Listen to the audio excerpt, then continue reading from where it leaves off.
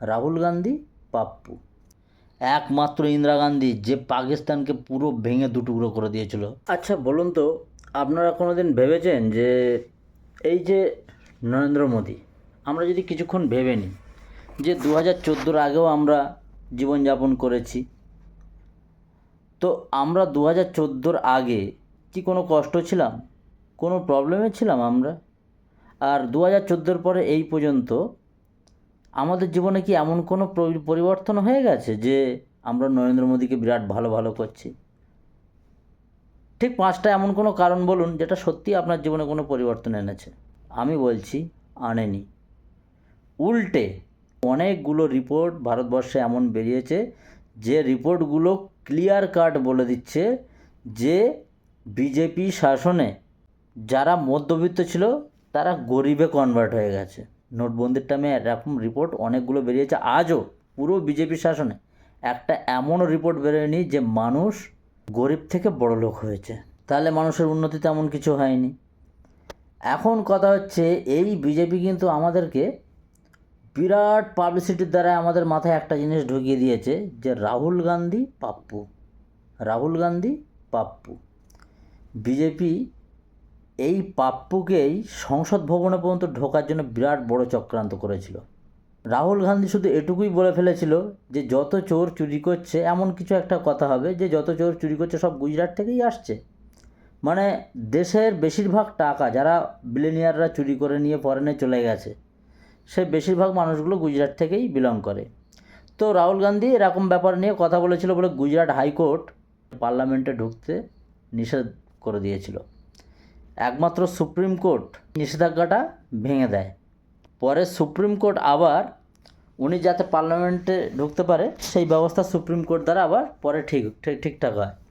এখন কথা হচ্ছে এইটা যে 1 মিনিট একটুখানি ভেবে দেখো, ক্লিয়ার কাট বলছি, কেউ যদি আমার কথা ভাঙতে পারো ভাই আসবে, সোজা কথা। নরেন্দ্র মোদীও আমার হিসাবে, আমি একটা বাঙালি, নরেন্দ্র মোদীও আমার কেউ নয়, রাহুল গান্ধীও আমার কেউ নয়, কিন্তু সত্যিটা সত্যি সবসময় থেকে যাবে। নরেন্দ্র মোদী এই গান্ধী বংশকে এতটা নিজের স্বার্থের জন্যে আজ যে আমাদের মতো পুরো পাবলিকের কাছে খারাপ একটা ইমেজ ওনার তৈরি করেছে, হাজার হাজার কোটি টাকা পাবলিসিটি খরচা করে, যে রাহুল গান্ধী না, উনি একজন পাপ্পু। এই নরেন্দ্র মোদীর গোষ্ঠীর, এই নরেন্দ্র মোদীর পুরো গোষ্ঠীর কোনো লোক কি এই দেশের জন্য কোনো বলিদান দিয়েছে? আমি একটা প্রশ্ন করছি আপনাদের সবাইকে, সাধারণ মানুষ হিসাবে। আমার এই ভিডিও এমনভাবে দেখবেন না যে আপনি কারোর ফ্যান, নরেন্দ্র মোদীর ফ্যান, কি অমিত শাহর ফ্যান, কি যোগী আদিত্যনাথের ফ্যান, এরমভাবে দেখবেন না, একটা মানুষ হিসেবে দেখুন। তো নরেন্দ্র মোদী কি কোনো বলিদান এই দেশের জন্য দিয়েছে? দেয়নি। ওনার গোষ্ঠী দিয়েছে? দেয়নি।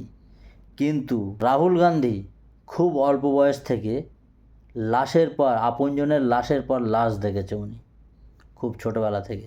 দেশকে ভালোবেসে ওনার পূর্বপুরুষকে কিন্তু চলে যেতে হয়েছে, এটা সত্যি।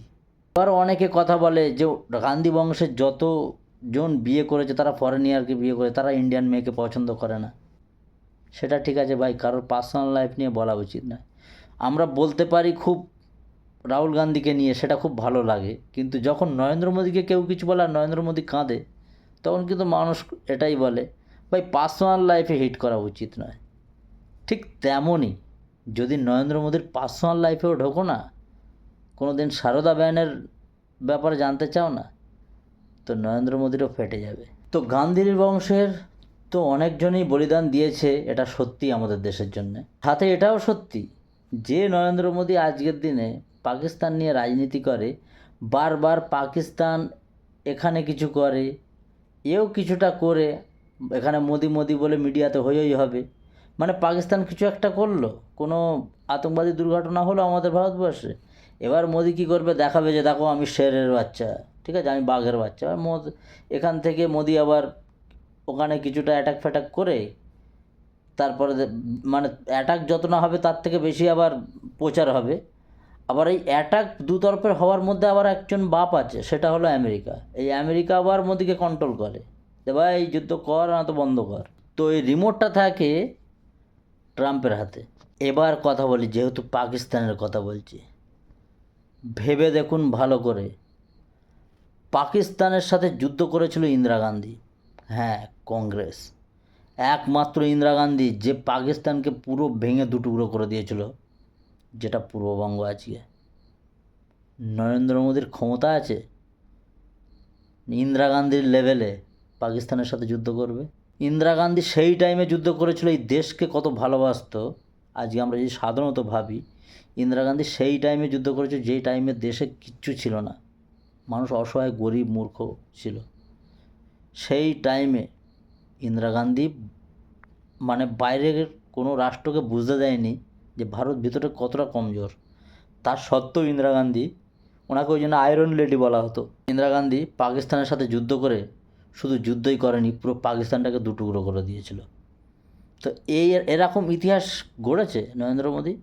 আজকে যে আমরা ওকে নিয়ে এত হই করি, উনি তো পুরো পাবলিসিটির দ্বারাই একটা ছাগলের ওপরে বাঘের কোট পরানো হয়েছে। সিধে একদম প্লেন কথা। আমার কথা যদি কেউ ভাঙতে পারে ভাই বলবে।